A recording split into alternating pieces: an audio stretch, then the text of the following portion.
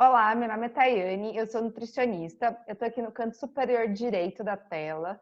Eu tenho cabelos longos, pretos, sou branca, tô vestindo uma blusa vermelha e ao fundo uma parede bege.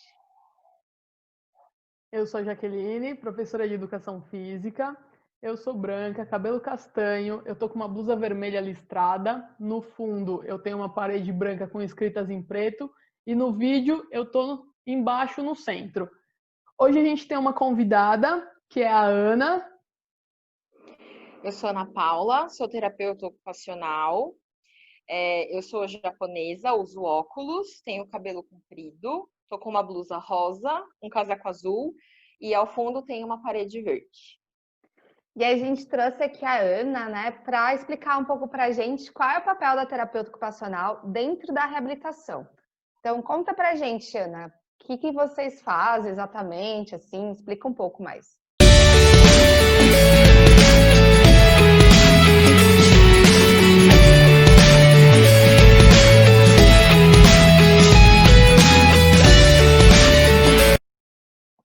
Bom, existem várias abordagens e modelos, né, na terapia ocupacional. Eu vou falar um pouquinho sobre a minha prática profissional. Eu atendo pacientes neurológicos adultos, né? E aí o principal papel da TO é fazer com que esses pacientes voltem a ter uma maior participação, né, nas atividades do dia a dia deles. E atividades do dia a dia são todas as tarefas, desde tarefas simples, como alimentação, trocar de roupa, banho, até tarefas mais complexas, como fazer alguma tarefa da casa, como lavar louça, cuidar das suas próprias contas, e tarefas que sejam significativas para aquele indivíduo. Então, tem pessoas que gostam de fazer alguma atividade de artesanato ou atividades relacionadas ao trabalho.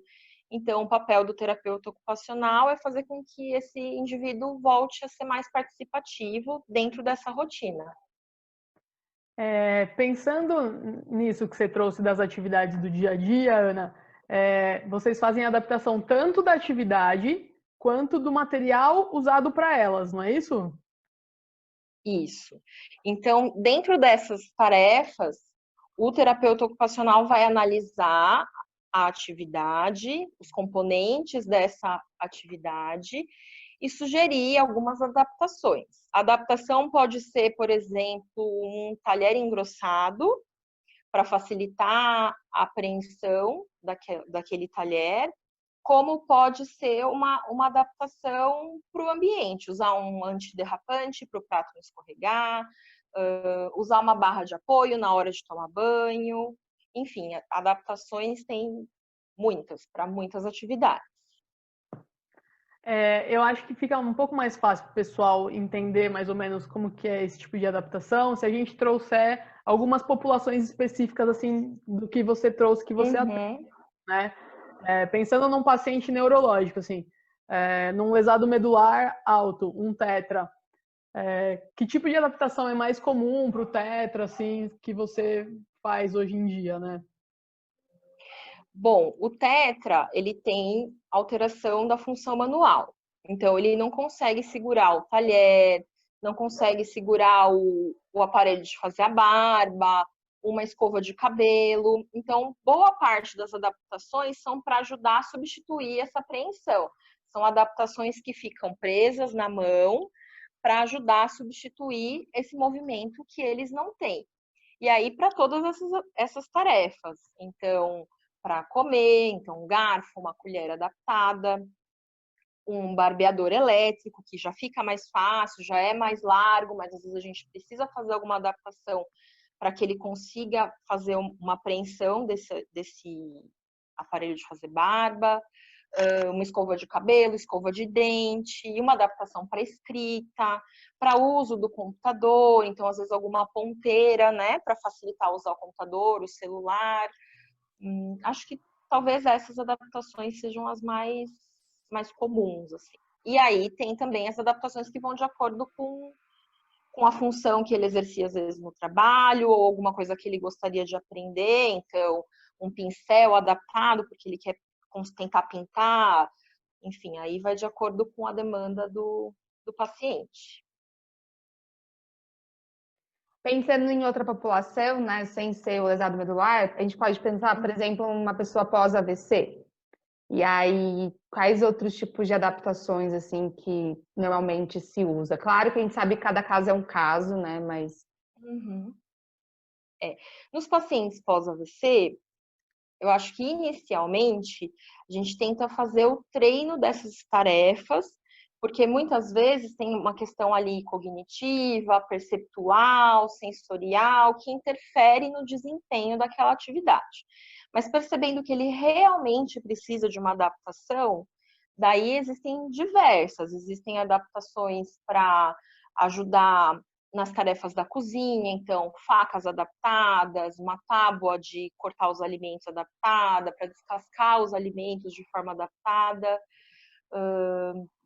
Existem adaptações para fechar o botão de uma blusa, mas a gente sempre tenta, ao máximo, fazer com que o paciente faça sem adaptações, né? Normalmente, os pacientes neurológicos, a não ser que realmente ele não consiga desempenhar aquela tarefa, a gente vai treinando para ver se tem, às vezes, adaptar a tarefa e não já indicar uma adaptação. Muitas vezes a gente não consegue dessa forma e aí a gente indica realmente uma adaptação.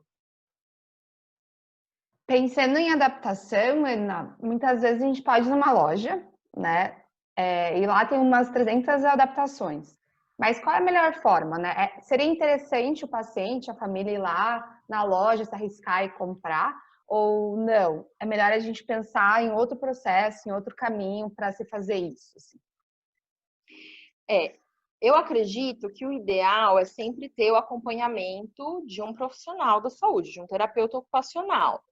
É interessante quando a família ou mesmo o paciente tem essa iniciativa de buscar equipamentos para facilitar, para que ele tenha um melhor desempenho nas tarefas, mas se é um equipamento que pode promover algum tipo de risco, por falta de orientação profissional, esse paciente pode ter uma piora do quadro, sofrer uma queda ou se machucar. Então, por exemplo, um paciente que a gente vê que ainda não tem condição de usar uma barra para tomar banho em pé, né? Não é o momento para ele fazer isso. Se ele vai lá e compra a barra, coloca no banheiro e começa a usar, ele pode estar correndo um risco muito grande de sofrer uma queda. Então, o ideal é ter o acompanhamento de um profissional. Se é uma adaptação que não envolve nenhum tipo de risco, nem para o paciente, nem para o acompanhante, para o familiar, para o cuidador que vai ficar ali perto dele, é válido, mas com a indicação profissional é mais adequado. É o melhor dos mundos, assim. E uma outra coisa que a gente conversou, né, e que eu vejo muito, isso evita também frustração, né, tanto da família quanto do paciente, de gerar uma expectativa de que ele vai dar conta de algo, e também questão financeira, né, que muitas vezes o paciente ou a família sai gastando um dinheiro e que talvez ele não se adapte. E que talvez, como você falou, no treino, né, vocês consigam ter adaptação melhor e mais, né? Como que funciona esse processo, assim, para adaptar? Existem muitas lojas que são especializadas em adaptação, mas o que eu tenho de experiência, né? Às vezes a gente consegue fazer algumas adaptações com material de baixo custo para treinar em terapia, para o paciente levar para casa e continuar usando em casa. Então, vamos supor, vamos dar um exemplo, né? Uma adaptação para engrossar o talher. Eu estou fazendo um treino. Eu não sei se o talher mais grosso vai fazer com que o paciente tenha um melhor desempenho, alcance, independência na alimentação. Mas ali eu faço uma adaptação improvisada para deixar o talher mais grosso, ele leva para casa, treina. Se ele conseguir ter um bom desempenho, uma maior participação com esse talher engrossado, daí existem lojas que vendem o talher já engrossado, com um material que é mais fácil de higienizar, que tem uma maior durabilidade, e aí a gente indica para o paciente comprar, caso ele tenha esse interesse. Então, eu acho que essa possibilidade é interessante. Então, a gente faz um treino para ver se realmente aquela adaptação vai ser efetiva. E se for, o paciente tem autonomia para ir numa loja, comprar pela internet, né? Não que não seja possível ele continuar com a adaptação que vocês sugeriram com um material de custo mais baixo, né, Ana? Porque a gente sabe que muita gente que a gente atende, principalmente, vem de SUS, né? Tem uma condição financeira não muito boa, e aí talvez o comprarem esses materiais nessas lojas seja um pouco não viável, né? E aí continuar com as adaptações mais simples que vocês sugerem, mas que são eficientes do mesmo jeito, funciona. Sim.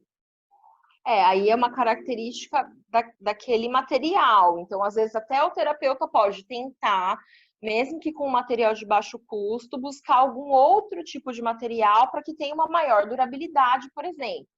Então, ao invés de eu fazer um engrossador com EVA e uma fita crepe, que é o que a gente normalmente faz ali na hora da terapia, rapidinho, para testar com o paciente, eu posso fazer com um retalho de termoplástico, que é um material que já é mais fácil de higienizar. Então, dá para a gente pensar em outros tipos de material também. Sim.